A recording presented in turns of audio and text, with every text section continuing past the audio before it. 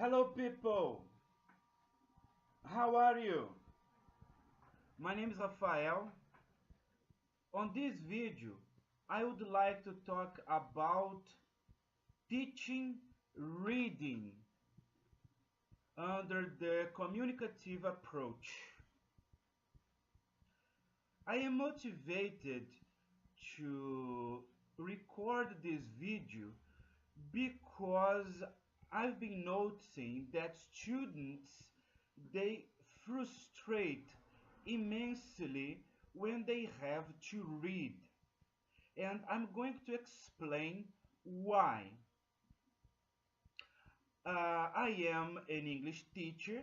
I've been teaching English to Brazilians since 2012, and I have acquired some knowledge related to teaching reading, and I would like to share my experience in this video. First of all, I would like to talk about frustration. What frustrates students the most? Why they get frustrated? Students get frustrated, for example, when they have to read a lengthy text in which there are many words that they don't know. For example, imagine that you are a student that entered in an English course and you are there for 2 years, and suddenly you believe that you know English and that you can read any sort of material in English.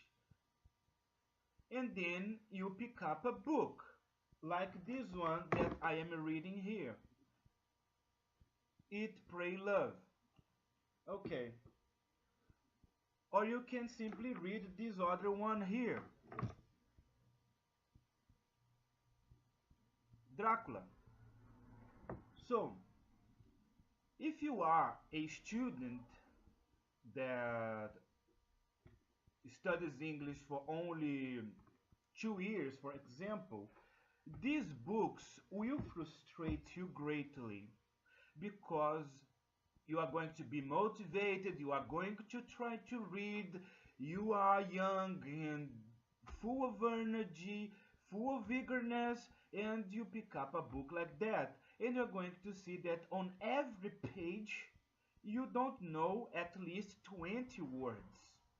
So it will frustrate you. I am sure of that. I guarantee that if you need to look up on a dictionary 20 words on every page in a book that you're reading, you're not going to finish the book because you are going to be frustrated.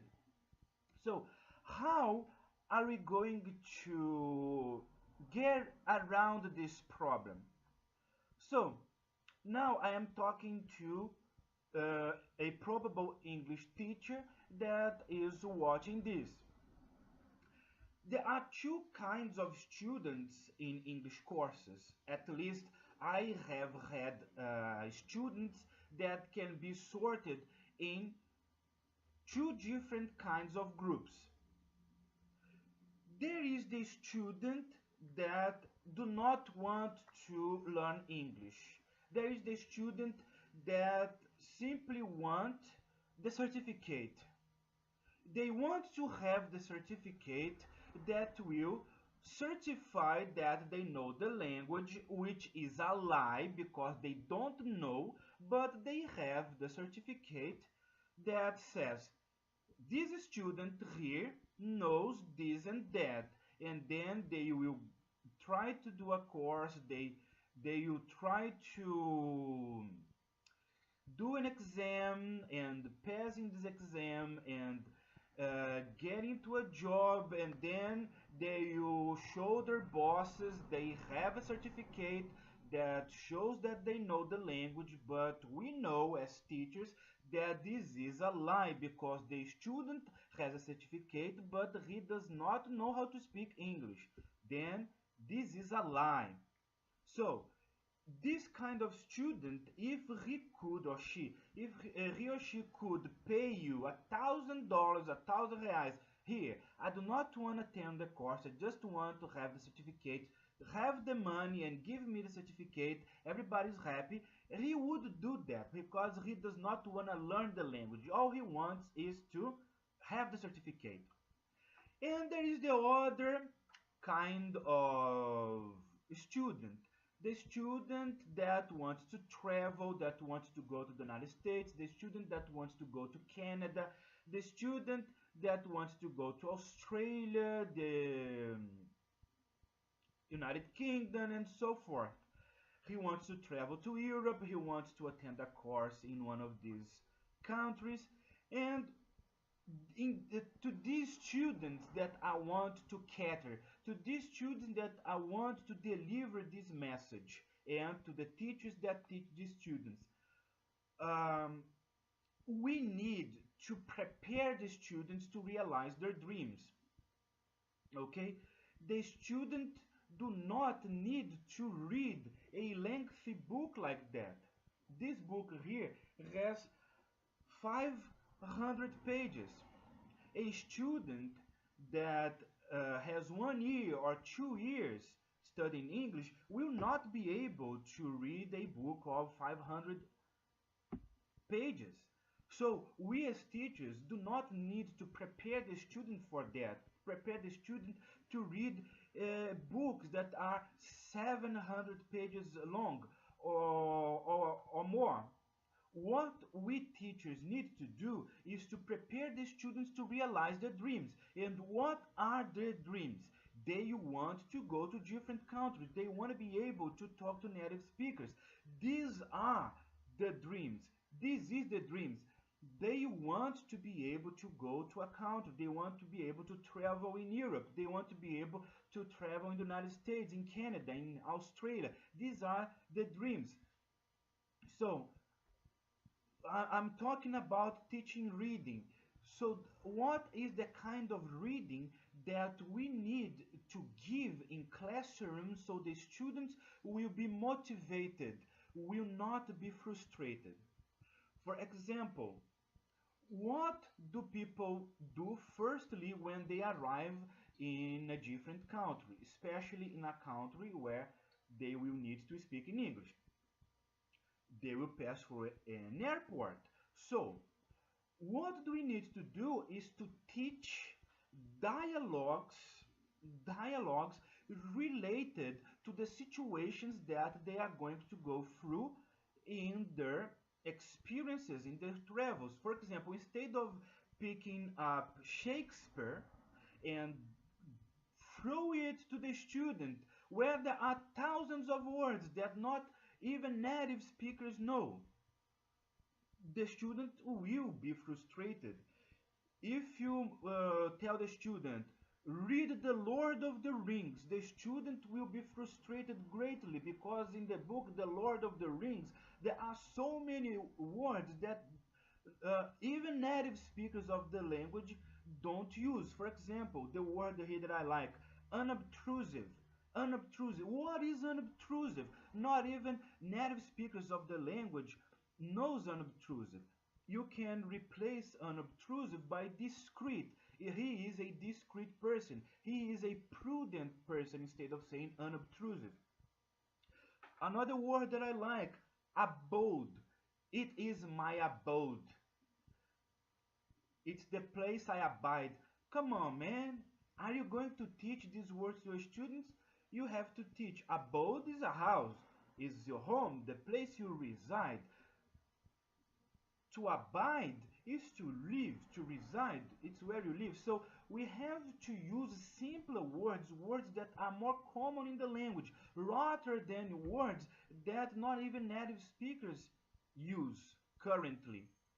So I am proposing here under the communicative approach, instead of making them read text that they will not know the majority of the words, and replace this text by dialogues in which they will use, if they I'm not preaching that they have to memorize. I'm just saying that if they memorize the dialogue, if they at least remember, because when you remember, you end up memorizing. If you like, you memorize. If you give to the students, for example, this is a sample of a real conversation that might happen in an airport. For example, the first thing that you do when you go to a foreign country is to pass through an airport. And then here is the conversation between a client of an airliner, of an airline, and the attendant of the counter of the stand, and then the person is going to buy the ticket. The person is going to ask for the best route and everything of the sort.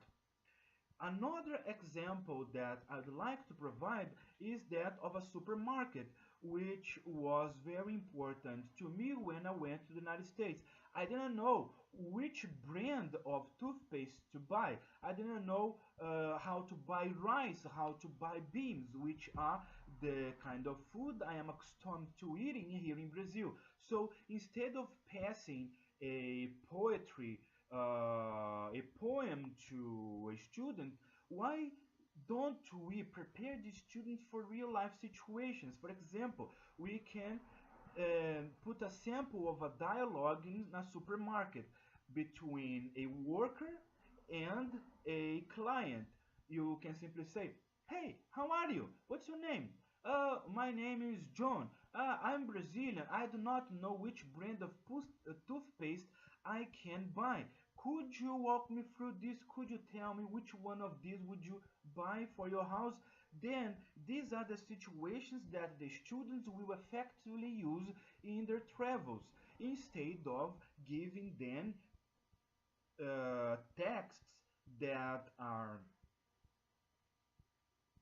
big, full of difficult words that will frustrate them immensely, and then when they are faced with a real life situation, they will not take advantage of what they studied, because for real life situations, the kind of words and the kind of conversations they had in school are totally different. They did not prepare them for these situations.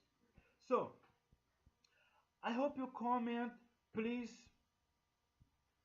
let's share the video and have good comments. And if you like it, give it thumbs up. If not, just explain why not. Okay? So, I want to hear your ideas. And if you have something to tell about it, say, Rafael, you're completely wrong. Okay. And tell me why, and I will consider. So, bye bye, folks.